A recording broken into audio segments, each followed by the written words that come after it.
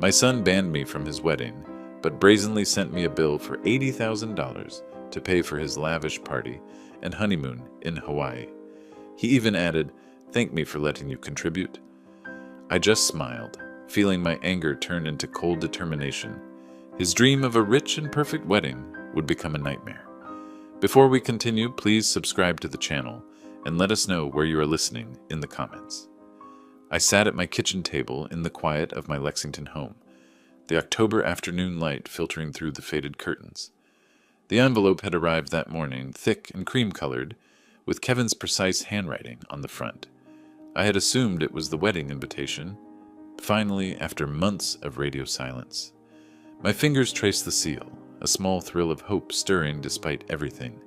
I tore it open carefully, expecting elegant cardstock announcing the date, the venue, perhaps a note asking me to walk him down the aisle like we joked about years ago. No invitation. Instead, a stack of papers slid out, itemized bills, crisp and professional, totaling $80,000. My eyes scanned the lines. $50,000 for the mansion rental near Lexington, a sprawling estate with manicured gardens and crystal chandeliers. $20,000 for catering, including imported wines and lobster flown in from Maine. Another $10,000 for the honeymoon suite on Maui, complete with private beach access. And tucked at the bottom, a handwritten note from Kevin. "Dad, after the problems you've caused the family, be grateful that I allowed you to contribute. This covers your share. Send the check soon. Victoria and I are counting on it." I stared at the words, the paper cool and smooth under my fingertips. Problems? The problems he'd thrown in my face during our last argument, blaming me for not climbing higher in my engineering career, for the modest life we'd led after your mother's death. My hand trembled slightly as I set the note down, the itemized costs blurring for a moment. Nearby, on the table, sat a framed photo of young Kevin, gap-toothed and grinning from a Little League game, his tiny hand in mine. How had that boy turned into this man, demanding money like I was an ATM, banning me from his wedding because I didn't fit his polished image? Shock hit first, a cold wave that made my chest tighten. I crumpled the note in my fist, the paper crackling like dry leaves, but then I smoothed it out again, laying it flat. No, I wouldn't let anger consume me blindly. I pushed back from the table, standing up slowly, my knees protesting the movement. The kitchen felt smaller, the walls closing in with memories of family dinners long gone. I walked to the sink, splashing water on my face, but it didn't wash away the sting. Kevin thought he could erase me from his life while dipping into my savings, the nest egg I'd built through years of overtime, scrimping after losing Elena to cancer in 2015. He'd called me once after her funeral, voice clipped. "You should have done more, Dad, for all of us."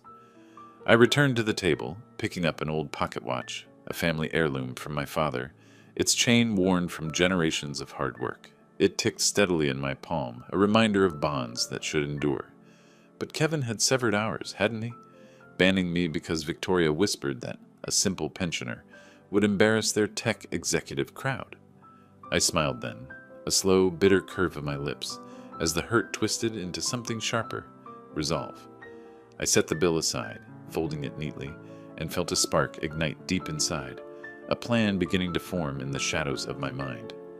I glanced at the bill again, its numbers mocking me. The anger slowly ebbed, giving way to cold clarity. If Kevin thought he could manipulate me, he was mistaken. I knew a direct confrontation would get me nowhere.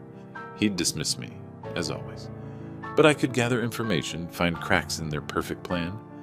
My old laptop sat on the kitchen counter, dusty but ready. Time to find out what they were really up to. That spark lingered as I glanced at the photo again, picking it up this time. Kevin's young face stared back, innocent and full of promise, from a day at Jacobson Park when he was 8. He'd climbed onto my lap during a sudden thunderstorm, burying his head in my shoulder while rain pelted the car windows. "Don't worry, Dad," he'd said, his voice muffled. "You're the strongest." I'd held him close, promising to always protect him, just as Elena watched us with that warm smile of hers. I paced the kitchen now, the floorboards creaking under my steps, the scent of stale coffee from my morning mug hanging in the air. Those memories flooded in unbidden, weekends teaching him to swing a bat at the local field, his laughter echoing as he rounded the bases. We'd been unbreakable then, a trio against the world. But after Elena's death, everything shifted. Kevin was 25, already climbing the corporate ladder in tech, and he started pulling away. "You let her down, Dad," he'd accused one night over the phone in 2016, his voice laced with resentment. "If you'd made more money, maybe the treatments could have been better." I'd swallowed the pain, reminding him of the insurance battles, the second mortgage I'd taken to cover her care, but he didn't listen. He saw only my failures, the modest house, the reliable but unglamorous job. Last Christmas had sealed it. I'd driven to their sleek apartment in downtown Lexington, arms full of homemade tamales, like Elena used to make. Victoria had barely glanced up from her phone, whispering something to Kevin that made him smirk. "Dad, we're going vegan now," he'd said dismissively, "and honestly, you showing up unannounced, it's awkward." I'd left early, the drive home a blur of streetlights, feeling like a relic in their shiny world. Now this bill, it was the final insult, demanding I fund their extravagance while they shoved me aside. My fists clenched at my sides as I stopped by the window, watching leaves skitter across the yard. The anger built, a steady burn replacing the nostalgia. How dare he treat me like a burden, then expect gratitude for allowing me to pay? I wasn't the victim here, not anymore. I'd raised him alone after Elena, sacrificed vacations and comforts to give him a start. And Victoria, with her designer bags and social media boasts, enabling his greed. No, this betrayal demanded consequences. I vowed then, silently but fiercely, to turn their perfect day into a lesson they'd never forget. Rain began to patter against the glass, mirroring the storm inside me, and I turned away, my resolve hardening like steel. A momentary doubt flickered. Was I too old for this fight? But I pushed it aside. Justice wasn't about age. It was about dignity. With that thought, I reached for my laptop on the counter, the cool metal grounding me as I prepared to dig deeper. The laptop hummed to life in the dimming light of the room, its screen casting a blue glow across the cluttered table. I settled into the chair, the rain now a steady drum outside, and opened the browser with purposeful clicks. Kevin's social media profiles were private, but Victoria's wasn't. She loved flaunting their life. I scrolled through her posts, each one a stab. "Can't wait for our dream wedding at the Ashford estate. Blessed Trusts, luxury living." The date jumped out, November 15th, 2024, just weeks away. Photos showed the mansion, its grand ballroom decked in mock setups, chandeliers sparkling like diamonds. I sipped from a glass of the cheap red wine I'd been saving, its bitter tang sharpening my focus. Actions spoke louder now, no more wallowing. I jotted notes on a pad. Venue, Ashford Estate, 50K rental. Caterer, elite events, boasting farm-to-table for 200 guests. Photographer, some high-end pro named Lila Voss, her portfolio linked in Victoria's comments. Gorgeous shots incoming, Victoria had captioned, with heart emojis. Internal debates raged in my mind. Should I confront him directly? No, that would give him the satisfaction of dismissal. Better to undermine from the shadows, make him feel the loss of control he so feared. Tab after tab opened. Wedding planner Mark Brennan's site, his bio touting seamless events for discerning clients. A mutual contact on LinkedIn confirmed he was handling it. An old colleague of Kevin's had liked a post about the booking. Honeymoon details trickled in from a travel agency's promo. Maui Resort, Overwater Bungalow, all funded by that bill they'd sent me. My anger flared anew at a video Victoria shared, her trying on a gown, Kevin grinning beside her. "Daddy's paying for the party. Indirectly," she'd joked in the comments, a winking emoji following. Indirectly? The audacity fueled me. I cross-referenced vendors, building a list, florist, DJ, even the limo service. The extravagance was staggering, far beyond what Kevin's salary could cover without my contribution. A hesitation crept in. Was this revenge too far, risking what little family tie remained? But then I recalled his note again, that condescending privilege, and the doubt vanished. This was about self-worth, teaching him that greed had repercussions. My hands steadied on the keyboard as I found Mark Brennan's contact number, the planner at the heart of it all. With a deep breath, I decided, time to make the call, to start unraveling their perfect tapestry. thread by thread. I picked up my phone, fingers hovering over the dial pad. The phone rang twice before a polished voice answered, smooth as polished marble. Mark Brennan Events. This is Mark speaking. How can I make your day extraordinary? I leaned against the kitchen counter, the receiver cool against my ear, steadying my breath. Hello, Mark. This is Stephen Torres. I'm Kevin Torres's father, the one footing the bill for his wedding. A pause, then warmth flooded his tone. Mr. Torres, Kevin mentioned you'd be calling to finalize payments. We're thrilled you're contributing to such a special event. The Ashford estate is booked solid, and Victoria's vision is coming together beautifully.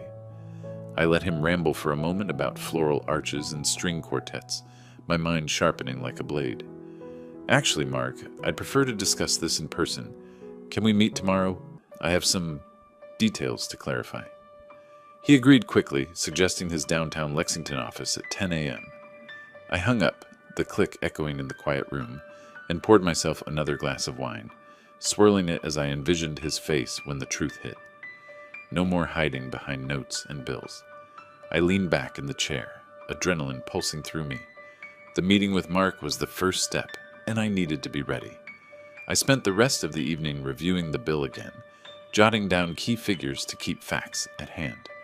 Before bed, I picked out a clean sweater and slacks. Nothing fancy, but enough to look serious. As I lay down, I felt the plan solidify like a house's foundation. The next morning, I woke early, coffee in a thermos, keys in hand, ready to head out. The next morning, I drove through light traffic, the autumn leaves swirling like confetti on the windshield. A brief hesitation gripped me at a red light. Was this the point of no return? But I dismissed it, accelerating as the light turned green. Mark's office was in a sleek building off Main Street, all glass and chrome, a far cry from my engineering firm's old brick setup. I parked and walked in, the lobby's sterile air carrying hints of expensive cologne. Mark greeted me with a firm handshake, his suit tailored and tie knotted perfectly. Mr. Torres, come in. Coffee? He led me to a plush chair opposite his desk, piled with swatches and contracts. A framed photo of a beaming couple under a gazebo caught my eye, stirring a quiet resolve. That joy wouldn't be Kevin's, not on my dime. We settled and he pulled out the file. So the $80,000 covers everything. Venue, catering, even the honeymoon deposit. Kevin assured me it's all set. I leaned forward, my voice even. Did he? Tell me, Mark, did Kevin mention that he banned me from the wedding? That I'm not even invited to this extravaganza I'm supposedly funding? His eyes widened, the pen slipping from his fingers. Banned?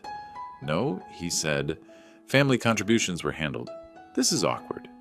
Awkward? I echoed, short and sharp. Try insulting. He sent me the bill with a note saying I should be grateful. After raising him alone. After everything. Mark shifted, rubbing his temple. I don't know what to say. The contracts are signed, but without full payment, we can't proceed. Deposits are non-refundable, but the balance... Exactly, I cut in. Inform Kevin the wedding halts until he talks to me directly. No funds from me, and if he pushes, remind him how fragile plans can be. He nodded slowly, stunned. I'll call him today. This changes things. As I stood to leave, I overheard him mutter under his breath, "That arrogant kid." It fueled me, a first taste of the chaos brewing. I stepped out into the crisp air, the door clicking shut behind me, and felt the ripple spread, like a stone skipped across still water. Standing on the sidewalk, I felt a surge of strength, but knew I couldn't go far alone. Mark was just the start. Kevin wouldn't back down easily, and I needed eyes and ears I could trust. Alex's name surfaced in my mind, his number still saved in my phone despite years of silence. He knew Kevin better than most, and his new work as a detective could be useful. Sliding into the car, I took a deep breath, feeling the plan take shape, and started scrolling through contacts. In the car, I checked my phone. No missed calls yet, but the silence wouldn't last. As I merged onto the highway back toward home, my thoughts drifted to allies. Scrolling through contacts, I paused on Alex's name, untouched for years. Kevin's childhood best friend, the one he'd ditched when ambition took over. A quick memory flashed. Alex at 12, showing up at our door after his parents' divorce. Elena making him hot chocolate while Kevin and I played cards to distract him. I dialed before doubt could settle. "Alex, it's Stephen Torres. Been a long time." His voice came through, surprised but warm. "Mr. T? Wow, yeah. How've you been? Everything okay?" "Not exactly," I admitted. "Kevin's getting married, but it's complicated. Can we meet? I need your expertise. Heard you're a private detective now, with photography skills." He chuckled dryly. "Word gets around. Sure, the old cafe on Broadway, in an hour?" I agreed, hanging up as I turned into my driveway. The house felt less empty with purpose filling it. An hour later, I sat at a corner table in the cafe, the aroma of fresh-baked scones mingling with falling leaves visible through the window.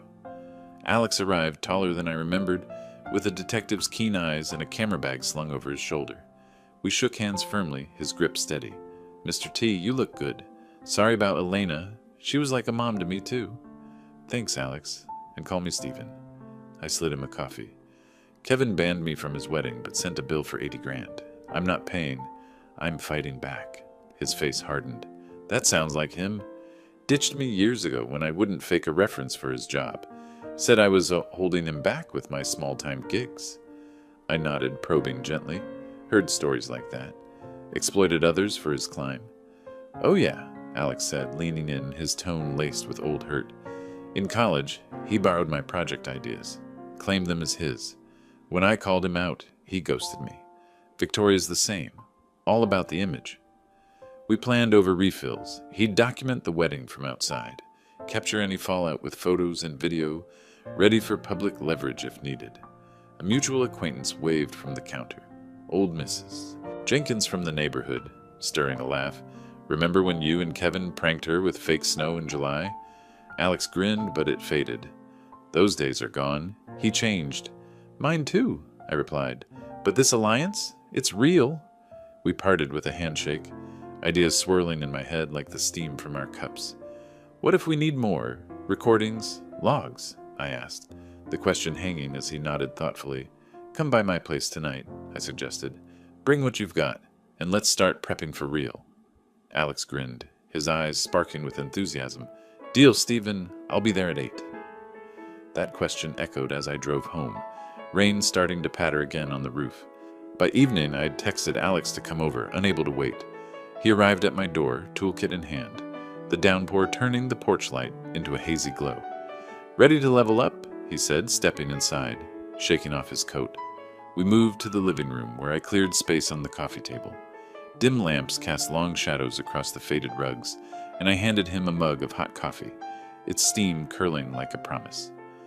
"Show me how to protect myself. Recordings, cameras, the works." Alex unpacked gadgets. A small recorder, hidden cams, even apps for call logs. "First, legal basics," he explained, his voice steady and instructional. "In Kentucky, one party consent for recordings.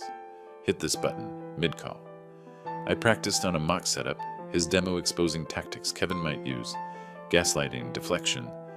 "Like when he blamed you for his mom's treatments not working," Alex said softly.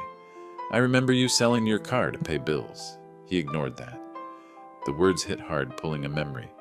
Elna in the hospital, her hand weak in mine.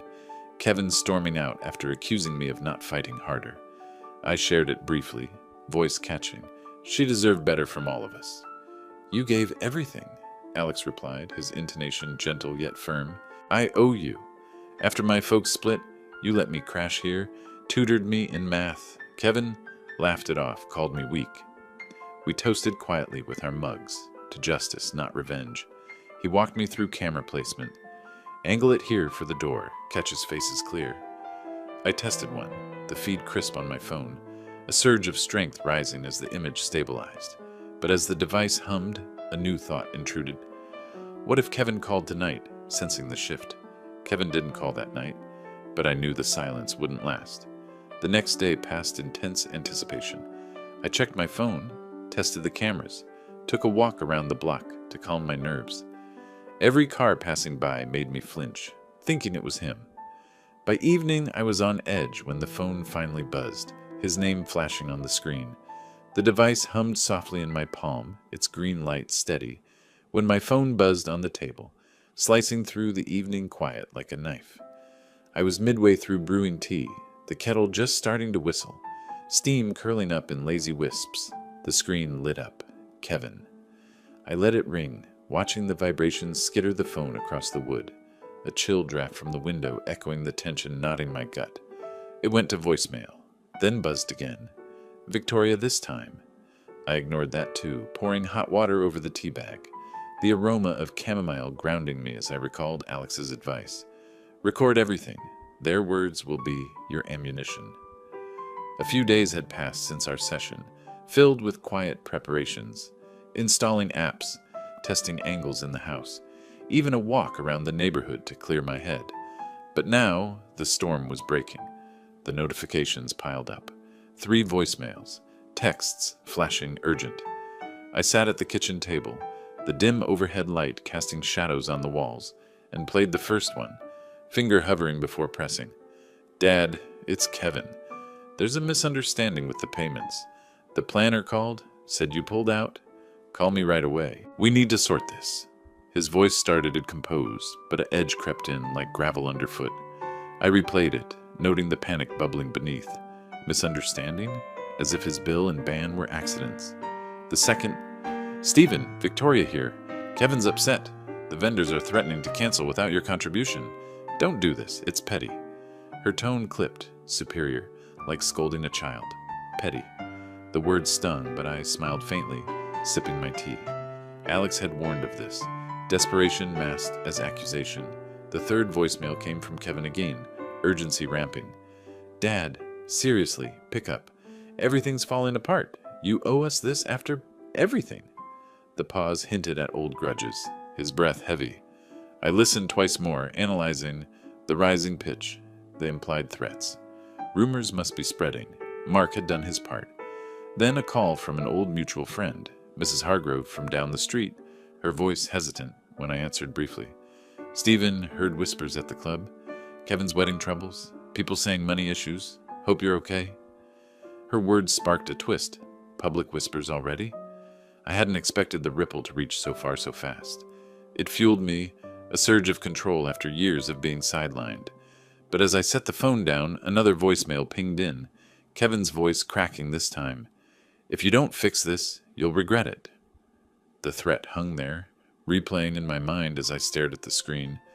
That threat echoed as the phone rang again the next evening, insistent like a heartbeat, in the living room where I paced, the recorder app open and ready. I gripped the device tightly, letting it ring 4 times before answering, a deliberate pause to unsettle him.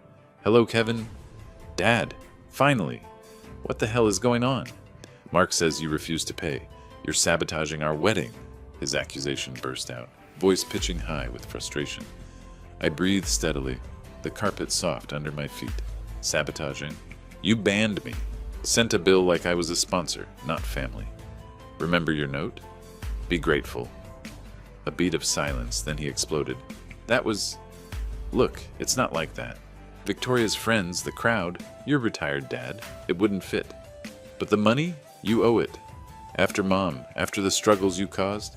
The jab at Elena twisted like a thorn, but I stayed calm, recording every word. Owe? I raised you alone, sold what I had for her care. You blame me then. Ignore me now. No, Kevin. No payment. You're ruining everything, he shouted, the words raw. Victoria's furious. The caterers want deposits. The estate's holding the date but threatening fees. Fix it. I paused, drawing strength from the pocket watch on the side table, its tick a reminder of enduring dignity. Fix what you broke. Talk to me like a son, not a banker. Then Victoria's voice cut in. Speakerphone, I realized. Stephen, this is ridiculous. We're building a life. Your pettiness could cancel it all. Think of the embarrassment. Her interruption spiked the tension, her tone laced with disdain. Embarrassment? Like banning your father-in-law? I think of the bill you sent. The honeymoon you expect me to fund while excluding me? Yet Kevin jumped back in, defensive. It's duty, Dad. Family contributes. Admit it. You're jealous of my success. The admission slipped out, jealousy as his excuse, and it hit like a revelation exposing his ego. I countered firmly. Success built on using people? Not anymore. The line crackled with his heavy breathing. You'll regret this. We're done. He hung up abruptly, the silence ringing in my ears. his words echoing as a key slip, a vulnerability laid bare that sharpened my resolve. That vulnerability lingered in my thoughts as I paced the hallway, the house quiet except for the faint hum of the fridge. Moments later, a text alert chimed. Alex, update, vendors demanding payment, rumors flying at the estate, photos incoming. I opened the attachment, blurry shots of workers pausing setups, a florist van idling uncertainly. The images fueled me, but then Kevin's text flooded in. Selfish old man, destroying our day over ego. Short, stabbing accusations glowing on the screen. I scrolled, heart steady, when the neighbor's call came. Mr. Ellis, from across the fence. Stephen, saw Kevin yelling at a delivery guy yesterday. Rude as hell, demanding discounts like he owned the place. His voice gruff, supportive. Heard about the wedding mess. If you need backup, I'm here. Remember how he snubbed us at the block party? Acted too good. I leaned against the wall, phone to ear. Thanks, Ellis. What exactly happened with the delivery? He chuckled dryly. Guy dropped off invitations or something. Kevin berated him for a crease, said, Do you know who I am? Victoria just watched. Folks are talking. Vendors pulling out. The anecdote painted Kevin's arrogance vivid, a snub echoing his treatment of me. Appreciate the intel. Keeps me going. No problem, Ellis replied, warm. You've got community here. He doesn't. We hung up, and I texted Alex back. More from neighbor. Kevin's alienating everyone. His reply, perfect. Escalation incoming. Preps faltering. But as I set the phone down, a new text from an unknown number popped up. Perhaps a vendor, hinting at deeper trouble. Mr. Torres, wedding cancellation fees. The words trailed, spiking a fresh wave of urgency, as the ticking clock on the mantel seemed to count down to something inevitable. The gray light of dawn seeped through the curtains on November 15th, 2024, the wedding day, as rain began to patter against the window panes like impatient fingers. I'd woken early, the ticking clock from the night before still echoing in my ears, a reminder of the urgency building over the past week. Those days had slipped by in a rhythm of quiet vigilance, monitoring updates from Alex, ignoring the escalating texts from Kevin, even taking long walks in the crisp Lexington air to steel my nerves against any wavering doubt.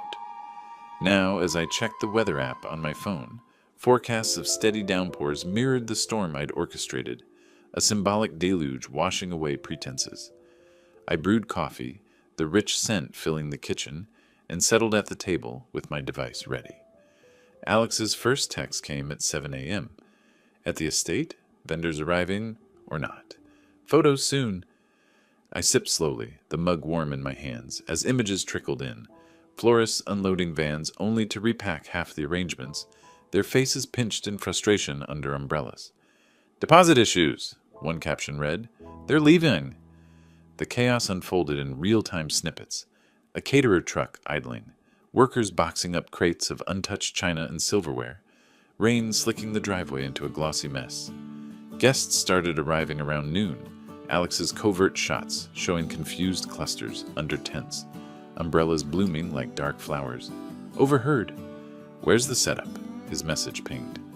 I ignored a flurry of calls from Kevin, the phone vibrating like a trapped bee on the table. Voicemails piled up. I played one, his voice frantic.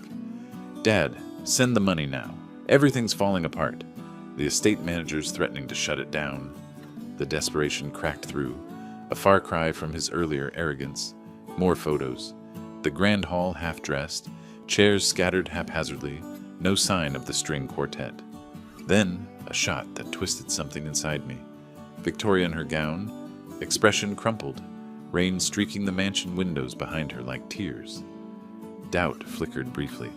Was this too cruel, turning their day into a spectacle? But I recalled the bill's condescension, the ban that cut deeper than any rain, and the doubt dissolved into quiet satisfaction. Justice wasn't gentle. By afternoon, Alex reported, guests milling, some leaving, rumors spreading, family feud over funds. I paced the room, rain drumming steadily outside, envisioning the humiliation unfolding miles away. Another voicemail from Kevin pleading, Please, Dad, wire it. Guests are laughing. Help. A guest's murmur in Alex's audio clip, This is a disaster. Poor planning? The downpour intensified, sheets of water blurring the yard, as if nature itself amplified the reckoning. But then my phone rang again, Kevin's name flashing, his voice on the edge when it went to voicemail, mid-ring. That mid-ring plea hung in the air as I let it roll to voicemail once more, the sound swallowed by a sudden pounding on the door, insistent and heavy amid the downpour. Rain dripped from the eaves in steady rivulets, pooling on the porch steps. I approached slowly, peering through the peephole. Kevin and Victoria, disheveled in pajamas under hastily thrown coats, hair plastered wet, faces pale and drawn. I opened the door a crack, the cool mist spraying in. "What are you doing here?" Kevin pushed forward, water dripping from his sleeves onto the entry rug, forming a small puddle like an unwelcome intrusion. "Dad, let us in. The wedding's ruined. Vendors left, guests scattered in the rain. It's a joke now." Victoria huddled behind him, her makeup smudged, gown peeking absurdly from under her coat. "Stephen, please. Wire the money. We can salvage something." I stepped aside reluctantly, closing the door against the wind. They stood dripping in the hallway, the familiar scent of my home clashing with their desperation. "Salvage?" After banning me, demanding I pay like a silent partner. Kevin ran a hand through his soaked hair, voice breaking. "It was a mistake. Victoria's idea. The image, you know. But now, everything's collapsed. Help us, Dad, for old times." I crossed my arms, steady despite the emotional pull. A flashback hit during the pause. Kevin as a teen after Elena's funeral, accusing me of weakness while I buried my grief in work. It fueled me. "Old times? Like when you blamed me for Mom's death? Ignored me unless you needed cash?" Victoria interjected, her tone wavering for once, vulnerability cracking through. "We didn't mean it's the stress. The honeymoon's booked, deposits lost. Think of us." "Think of you?" I echoed, calm but pointed. "Would you value me without my wallet? Answer that." Kevin hesitated, eyes darting. "Of course, you're a family. But success means standards. Please, just transfer it." The admission, standards over bonds, hung heavy, exposing the shallowness. "No, Kevin. This is the consequence. Greed has a price." He begged then, voice rising. "You're destroying us." Guests whispered, vendors mocked. "Fix it, for your son." Victoria clutched his arm, whispering urgently, but I shook my head. "Go. Learn from this." As I moved to open the door, Kevin's final words tumbled out, raw. "Wait, Dad. I regret it. All of it." The rain roared outside, and I closed the door on them, their footsteps retreating into the storm, resolve lingering like the echo of his regret. That echo faded into silence as I turned away, sinking into the armchair by the window, rain streaking the glass in fading patterns. Their car lights pierced the dusk before vanishing, leaving the house wrapped in a comforting hush. The next few days blurred into reflection, fielding calls from curious neighbors, sorting through the emotional debris, even burning the original bill in the fireplace one quiet evening, its ashes a symbolic release. By week's end, Alex texted confirmation. "Full collapse. The state refunded partial, but reps tanked. Buzz got me new clients, thanks to the fallout." I called him, the line crackling warmly. "Stephen, you did it. Photos show the empty tents, guests bailing, Kevin's circles whispering. Arrogance bit him." I leaned back, glancing at an open photo album on the table. Faded images of happier times, stirring but not overwhelming. "Appreciate your help, Alex. Feels freeing." He laughed lightly. "Anytime. Heard from him? Not since, but maybe he'll learn." We chatted about old pranks, the conversation turning to future plans, perhaps a trip for me, unburdened. Later, an unexpected outreach. Mrs. Hargrove emailed, inspired by the rumors. "Stephen, your stand reminded me to value real ties. Coffee soon?" It warmed me, alliances blooming from the chaos. I muttered to myself over a solitary toast with coffee. To dignity reclaimed. The home felt fuller, not with things, but with self-worth. Kevin's lesson might sting, but growth often did. Hints of his regret suggested seeds planted. As the rain finally cleared, I stepped outside into the crisp air, sunlight breaking through clouds, a new path unfolding before me. If you liked this story, please like this video, subscribe to the channel, and share your impressions of this story in the comments. To listen to the next story, click on the box on the left. Thank you for watching.